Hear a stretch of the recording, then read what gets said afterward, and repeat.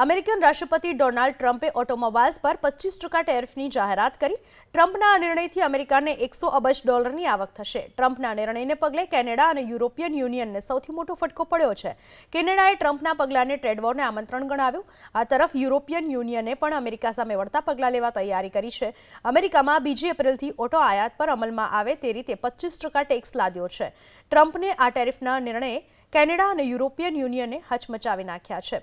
Trump દાવો કરે છે કે તેમના આ પગલાંના લીધે અમેરિકામાંથી બહાર ગયેલું ઉત્પાદન પરત ફરશે અને તેના કારણે ઓટો કંપનીઓને સ્થાનિક સ્તરે નવી ફેક્ટરીઓ ખોલવાની ફરજ પડશે, જેના લીધે વધારે રોજગાર સર્જન થશે। પણ વાસ્તવિકતા ટ્રમ્પના દાવાથી સદંતર વિપરીત છે।